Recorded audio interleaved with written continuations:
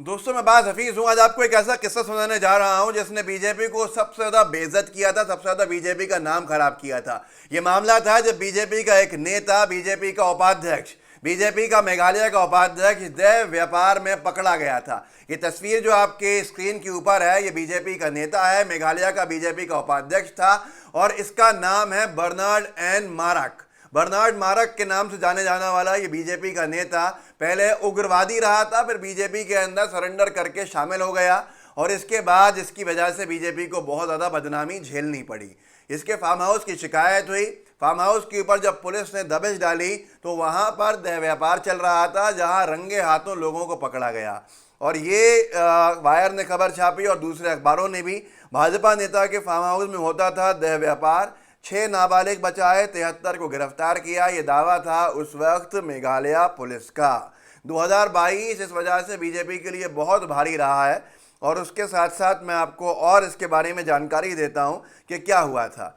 जो लिखा है अखबारों के अंदर द वायर ने, वो लिखा यह था कि भाजपा के उपाध्यक्ष बर्नार्ड एन मारक के तुरा स्थित फार्म हाउस में कथित तौर पर संचालित एक वेश्यालय पर छापा मारकर पुलिस ने 6 नाबालिग बच्चों को बचाने के साथ 73 लोगों को गिरफ्तार किया। इस दौरान करीब 400 बोतल शराब तथा 500 से अधिक कंडोम बरामद किए गए। तो ये सारी की सारी चीज़ों का जवाब जो था बीजेपी के पास नहीं था। मैंने इससे पहले के एक वीडियो के अंदर ये बताया था आपको कैसे एक बार बीजेपी का नाम बीफ कंपनी से चंदा लेने वालों की सूची में आया था।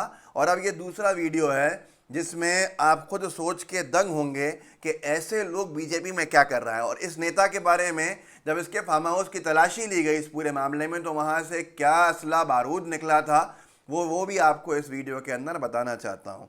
और दूसरे भी कौन से ऐसे नेता रहे हैं भारतीय जनता पार्टी में जिनका नाम इस तरह के स्कैंडल्स में आया है, लेकिन आज भी वो चाल चरित्र चेहरे की बात बड़े डंके की चोट पे कर लेते हैं भाजपा के लोग। ये हैरान कर देने वाला है। इसके बाद जो वहाँ के पुलिस अधीक्षक थे विवेकानंद सिंह, उन्होंने बताया कि खुफिया सूचना के आधार पर उग्रवादी से नेता बने मारक के स्वामित्व वाले फार्म हाउस रिम्पू बागान पर छापा मारा गया। सिंह ने कहा, हमने 6 नाबालिग बच्चे जिसमें 4 लड़के और 2 लड़कियों को बचाया जो कि रिम्पू बागान के गंदे कमरों में बंद पाए गए, जिसे बर्नार्ड एन मारक और उनके सहयोगियों द्वारा वैश्यावृत्ति के उद्देश्य से वैश्यालय के रूप में चलाया जाता था। दूसरे अखबारों ने लोक साक्ष्य ने लिखा, बीजेपी नेता के रिजॉर्ट में छापा, वैश्यालय चलाने का आरोप, 73 गिरफ्तार, 400 बोतल शराब और 500 ज़्यादा कंडोम बरामद किए गए। हल्का लांबा कांग्रेस की नेत्री हैं, पूर्व विधायक हैं, उन्होंने बड़ा जायज़ सवाल खड़ा किया था, लेकिन जवाब भाजपा में से किसी के पास नहीं था। मैं इसलिए सुना रहा हूं क्योंकि देख लीजिए कि महिला सम्मान की बात भी, महिलाओं की सुरक्षा की बात भी बीजेपी तब मुकर होकर करती है जब उसकी पार्टी का कोई व्यक्ति उसमें संदिग्ध नहीं होता है या संलिप्त नहीं होता है, उसमें लिप्त नहीं होता है। अलका लांबा जी ने इस पूरी अखबार की कटिंग को लगा के ये लिखा था कि देश की महिला बाल विकास मंत्री भाजपा की बड़ी नेता स्मृति ईरानी जी के आज प्रेस कॉन्फ्रेंस कर मेघालय के बीजेपी उपाध्यक्ष द्वारा चलाए जा रहे वैश्यावृत्ति के धंधे में 73 सदस्यों के साथ पकड़े जाने पर अपनी चुप्पी तोड़ेंगी। जेपी नड्डा जी हिमाचल चुनाव में क्या जवाब देंगे? इसके बावजूद भी स्मृति ईरानी जी की तरफ से कोई टीका टिप्पणी ऐसी सुनने को नहीं मिली थी जो ये बता सके कि भाजपा को वाकई महिलाओं की चिंता है या महिलाओं की सुरक्षा को लेकर भाजपा चिंतित है। स्मृति ईरानी जी की बेटी के ऊपर जब आरोप लगा तो वो हंगामेदार प्रेस कॉन्फ्रेंस करने आई थी, हंगामे से भरी, और उन्होंने जम के महिलाओं के ऊपर बात करी थी। और साथ में जब द्रौपदी मुर्मू जी महामहिम जो हमारी राष्ट्रपति महोदया हैं, जब उनके बारे में एक slip of tongue Ajay Ranjan Chaudhary ji के मुंह से निकली कि राष्ट्रपति निकल गया था, जिस पर उन्होंने खेद भी प्रकट कर दिया था, लेकिन बेटी का बदला लेने के लिए जिस तरह सदन के अंदर स्मृति ईरानी जी ने महिला अपमान को एक बड़ा मुद्दा बनाया था, वो स्मृति ईरानी जी बर्नार्ड एन मारक के ऊपर कुछ बोला है उन्होंने, ये नहीं बोला, मैंने नहीं सुना था। यहाँ तक कि वो नेता गिरफ्तार किया गया उत्तर प्रदेश से। मतलब बीजेपी का नेता मेघालय से भागा भी बीजेपी सरकार के ही गढ़ में कि शायद बच जाएगा, लेकिन ट्रैफिक पुलिस वालों ने उसको ट्रैफिक पुलिस की चेकिंग के अंदर पकड़ लिया। इसमें लिखा था अखबार में, यूपी न्यूज़, वेश्यावृत्ति का आरोपी मेघालय का भाजपा नेता हापुड़ से गिरफ्तार। अब यहाँ पर जब गिरफ्तार हो गया, दोबारा पुलिस ने जाके छापेमारी की कार्रवाई करी और फार्म हाउस से क्या क्या निकला बीजेपी के नेता के आप जानते हैं। मैं ये इसलिए सुना रहा हूँ ताकि ये दर्ज हो जाए और ये सेव हो जाए, बहुत से लोगों के काम आएगा ये वीडियो। जहां पर भी भाजपा महिला सम्मान की बात करे या भाजपा आतंकवादियों के विरोध की बात करे, तो आप ये वीडियो उस वक्त इस्तेमाल ज़रूर कर सकेंगे।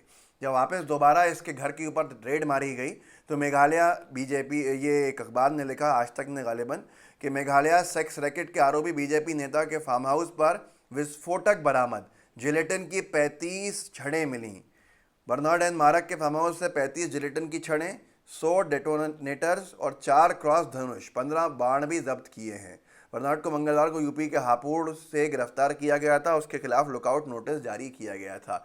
आतंकी उग्रवादी था, बाद में बीजेपी ज्वाइन कर ली और उसके बाद दोबारा जब रेड पड़ी तो वैश्यावृत्ति के धंधे को चलाते हुए साथ के साथ में उसके जो फार्म हाउस से असला बारूद निकला, आप सोच सकते हैं कितनी बड़ी साजिश वो कर रहा होगा।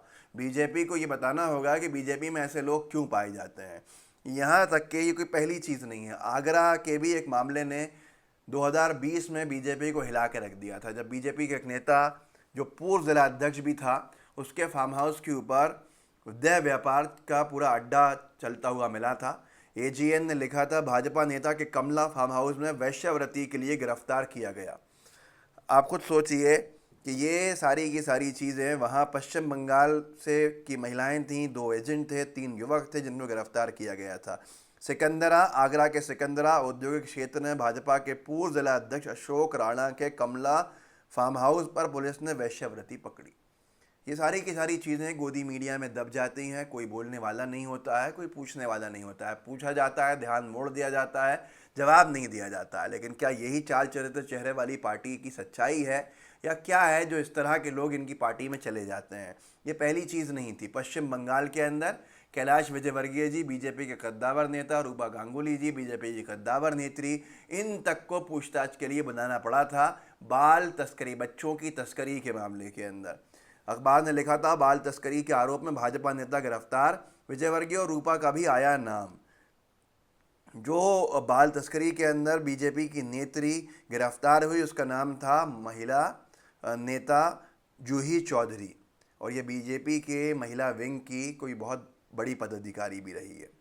अब इसके बाद इसके ऊपर केस दर्ज हुआ और आरोप ये था, जो इसमें लिखा है कि जलपाईगुड़ी बाल तस्करी मामले में पश्चिम बंगाल भाजपा की महिला नेता जूही चौधरी को सीआईडी ने गिरफ्तार कर लिया है। इस मामले में भाजपा के वरिष्ठ नेता कैलाश विजयवर्गीय और रूपा गांगुली का भी नाम सामने आया है। ये बीजेपी के नेताओं के ऊपर का नाम किस में आया? बाल तस्करी, बच्चों की तस्करी, बच्चों को बेचने के मामले के अंदर। गिरफ्तार कहाँ से किया गया? भारत नेपाल की बॉर्डर से। बंगाल, बाल तस्करी के आरोप में बीजेपी महिला विंग की महासचिव गिरफ्तार। चौधरी को भारत नेपाल बॉर्डर से मंगलवार रात को गिरफ्तार किया गया। इस सब के जवाब कभी नहीं सुने हैं। न मोदी जी ने इस पर कोई बयान दिया है इन तमाम चीज़ों पे, न अमित शाह जी जो देश के गृह मंत्री हैं उनका कोई दमदार बयान सुनने को मिला है, न जेपी नड्डा जी का बयान सुनने को मिला है। आज की तारीख में अगर बीजेपी इतनी बड़ी बड़ी बातें करती है तो उससे ज़रूर पूछना चाहिए कि बर्नार्ड एन मारक कौन था, कौन है? क्या वो बीजेपी का उपाध्यक्ष नहीं था?